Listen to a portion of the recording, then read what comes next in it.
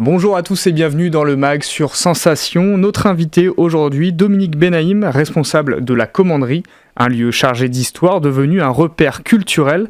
Bonjour et merci d'avoir accepté notre invitation. Bonjour, merci à vous. Alors avant de revenir sur la programmation de cette deuxième saison culturelle, parlez-nous de ce lieu, cette Commanderie, qu'est-ce que c'est ? Du nouveau projet de la Commanderie, on va dire, effectivement, puisqu'on est installé depuis un peu plus d'un an, à la demande de notre président, M. Fourgousse, président de l'agglomération de Saint-Quentin, sur un nouveau projet pour lequel ont été réunis 4 services, la danse, les sciences, les arts visuels et la poésie. Poésie qui va se transformer dans quelques temps en écriture contemporaine. Donc voilà, effectivement, depuis un peu plus d'un an, on œuvre à un nouveau projet pour ce lieu magnifique, qui allie tous ces domaines culturels et qui propose également d'autres événements, un petit peu en dehors de nos domaines. Justement, c'est pas commun d'être dans une commanderie. Est-ce qu'on peut rappeler aux auditeurs ce que c'est cette commanderie, ce lieu historique ? Alors tout à fait, c'était effectivement une commanderie des Templiers, donc elle s'appelait la commanderie des Templiers de la Ville-Dieu, puisque l'ordre a été installé ici. Celle-ci est installée à Elancourt. Effectivement, il y a d'abord eu donc l'ordre des Templiers, puis l'ordre des Hospitaliers qui a été installé là au moment où l'ordre des Templiers a été dissous. Et enfin, c'est devenu une ferme. Et pendant de nombreuses années, ce lieu a été une ferme qui s'est dégradée petit à petit. Et grâce à l'opiniâtreté d'habitants d'Elancourt et Maurepas, ils ont sauvé ce lieu. Avec le ministère de la Culture à l'époque, je vous parle des fins des années 60, début des années 70, et en ont fait un lieu pour accueillir des plasticiens du monde entier.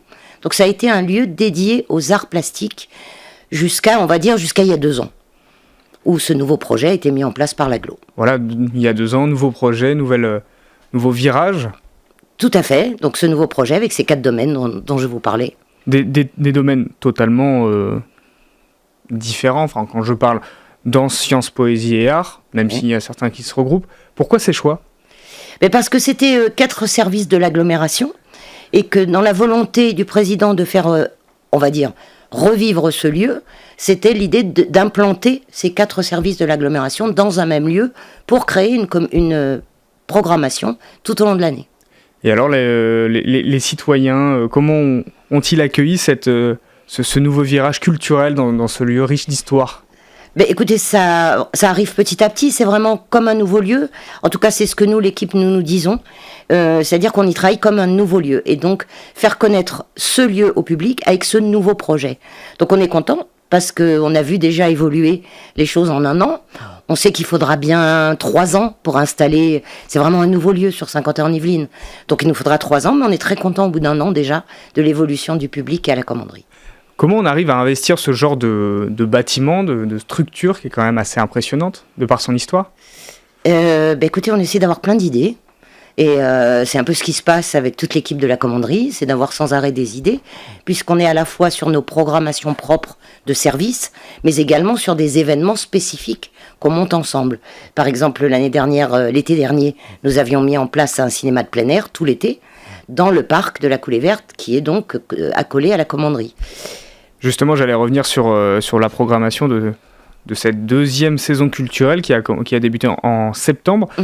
Un trimestre riche. Très complet. Qu'est-ce qu'on peut retenir de ce trimestre ? Écoutez, ce qu'on peut retenir, effectivement, on a ouvert notre deuxième saison au mois de septembre. On l'a ouvert avec un focus danse. Je suis également responsable de la mission danse de Saint-Quentin-en-Yvelines. Et on a la chance d'avoir de nombreux créateurs qui créent ailleurs qu'au plateau, puisqu'effectivement à la commanderie nous n'avons pas ce qu'on appelle un plateau, c'est-à-dire une scène classique. Nous avons un lieu formidable, nous avons une chapelle magnifique, un grand bâtiment des gardes, mais nous n'avons pas de plateau. Or il s'avère que plein de chorégraphes créent pour des lieux atypiques, donc on a cette chance folle et on peut accueillir, et c'est ce qu'on a fait. On a accueilli par exemple une proposition chorégraphique dans la chapelle. Voilà, on a accueilli un village des sciences. On a accueilli une semaine des écrivains persécutés. Ça s'est mis en place par les itinéraires poétiques. On a accueilli des expositions toujours, puisque les arts visuels sont toujours implantés. Donc on accueille aussi des expositions. Et là, nous avons accueilli juste en fin d'année Noël décalé pendant une dizaine de jours à la commanderie. Voilà, j'allais y venir justement sur ce Noël décalé. Il y avait quand même plein de choses pour faire un Noël original. Oui. Est-ce qu'on peut revenir dessus justement ? Tout à fait. Donc nous, ce qu'on a souhaité, puisque on est un lieu culturel quand même, c'est-à-dire on n'a pas envie de faire un marché de Noël classique ou un Noël classique, qui a sa raison d'être, mais peut-être différent à la commanderie. Donc la première idée a été de proposer beaucoup d'ateliers de thèmes différents, mais en lien avec le développement durable, en lien avec nos domaines, autour des sciences, autour des arts visuels, en lien avec le bien-être, puisqu'on a aussi proposé des ateliers par exemple, de yoga parents-enfants. Nous avons proposé des ateliers de cuisine crue. Nous avons aussi fait des lanternes, nous avons fait des cartes de Noël connectées. Voilà, un grand nombre d'ateliers, grand succès auprès du public, puisqu'ils étaient tous complets. Mais on a proposé également un marché solidaire et un marché de créateurs. Ça nous semble important à cette période de Noël, de pouvoir être un moment responsable et solidaire aussi. Donc c'est comme ça que nous avons accueilli un certain nombre d'associations de Saint-Quentin-en-Yvelines, Amnesty International, Artisans du Monde, Avenir Togo, mais aussi des créateurs locaux. Et ça, on y tient beaucoup. C'est-à-dire qu'on a fait un appel à projet et un certain nombre de créateurs de Saint-Quentin-en-Yvelines nous ont répondu et sont venus participer à ce marché créateur. Plein de projets, plein d'envies. Et c'est jamais évident quand on arrive comme ça, comme petit dernier dans une agglomération en tant que lieu culturel. Il faut proposer autre chose aux gens. Il faut proposer autre chose, mais on est à chaque fois dans nos domaines depuis de nombreuses années, chacun, même si on n'était pas implanté à la commanderie. Donc il y a de toute façon un programme qu'on prépare pour les spectateurs, mais il faut leur donner le goût de venir tester ça à la commanderie.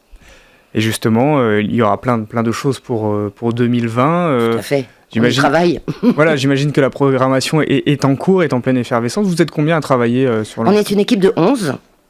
Donc, qui peut sembler important, mais qui n'est pas si important par rapport à ce lieu qui est quand même très grand et qui doit être occupé quasiment toute l'année. Mais oui, on y travaille. Là, nous sommes sur 2 expositions autour du numérique parce qu'on attache beaucoup d'importance à tout ce qui est l'évolution aussi. Et du coup, et les arts visuels et les sciences proposent en ce moment 2 expositions autour du numérique. Nous préparons là pour mars le Printemps des Poètes et nous avons énormément d'ateliers pour permettre à chaque fois au public de venir à la commanderie quand il a envie. Pour retrouver la programmation de la commanderie, les gens doivent se référer à quoi ? À quel site ? Et le site de la commanderie, par exemple, il y a tout simplement un site qui s'appelle la commanderie. Lacommanderie.fr ou alors sur ski.fr. Merci beaucoup Dominique Benaïm d'avoir accepté notre invitation pour venir parler de ce lieu culturel qui est la commanderie d'Elancourt dont vous êtes la responsable. Vous pouvez retrouver cette émission en podcast audio et vidéo sur notre site et notre application Radio Sensation.